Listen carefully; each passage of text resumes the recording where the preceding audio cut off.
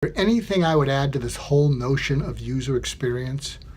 What I previously talked about is that what you need to do in your products and services is make them relevant to the customer's experience, make them simple, reliable, fun, beautiful, and socially redeeming. I think there's one that may trump them all. Make whatever you offer convenient. What has happened since I've died is that people are in a rush. People hate to be inconvenienced.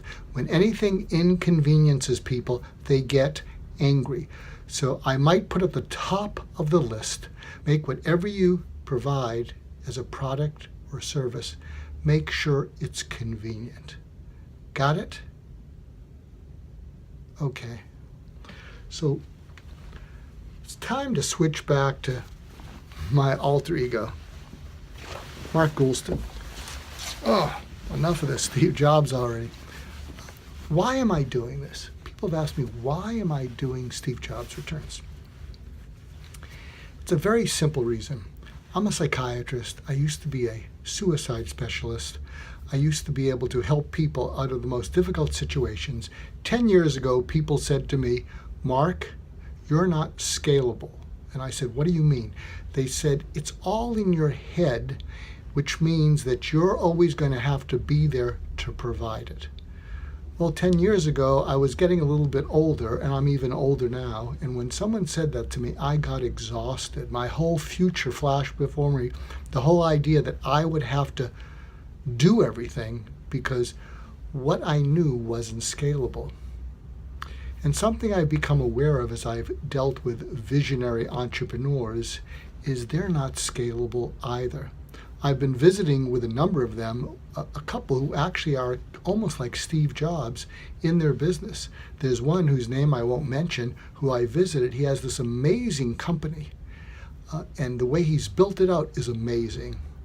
And I asked him to tell me about it, and he opened up, and because I like to listen with an open mind and listen without any judgment, he went on and on for 10 minutes, and he was one of the smartest people I've met. And at the end of that, I said, you know that you're the smartest person in the room, wherever you are, and I'm not just doing that to blow smoke.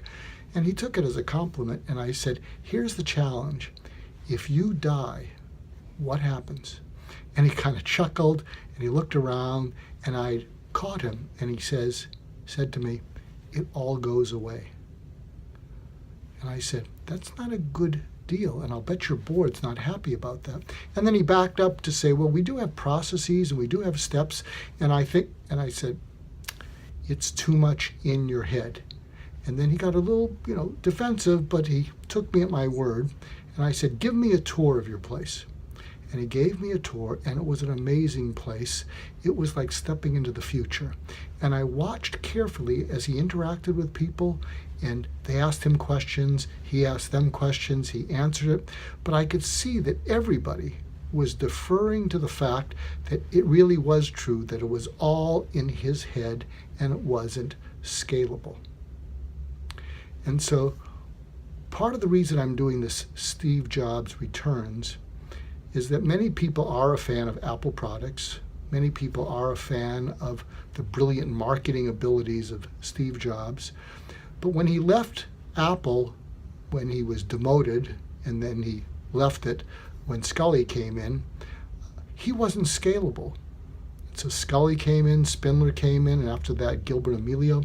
And it just didn't have what was connected in his head. He was the glue that kept it all together and connected it to the future.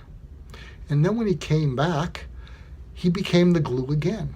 I mean, with those series of products all the way from the iMac, up to the iPod, up to the iPhone, up to the Apple Store, up to the iPad, it was all connected in his head. Yes, he had designers. Yes, he had Tim Cook to be able to take care of all the loose ends, manage supply chain, but it was essentially connected in his head. And when he left, Apple, even though it's been doing okay and it's still successful, most people will say it's missed out on something. And so what happened is what was special in his head was not scalable. And so what I've been doing for the last 10 years is making what I did scalable as a listener and suicide expert so other people can follow it and save the lives of suicidal people. But I've also noted that it's important to make other people intuitive abilities that are just in their head make that scalable. And I couldn't think of a better person to do that with than Steve Jobs. And so Steve Jobs Returns is a way to go back and describe his return, his turnaround of Apple from 1997 to 2007, amazing turnaround, and to make that scalable and to share what he did in the form of a story.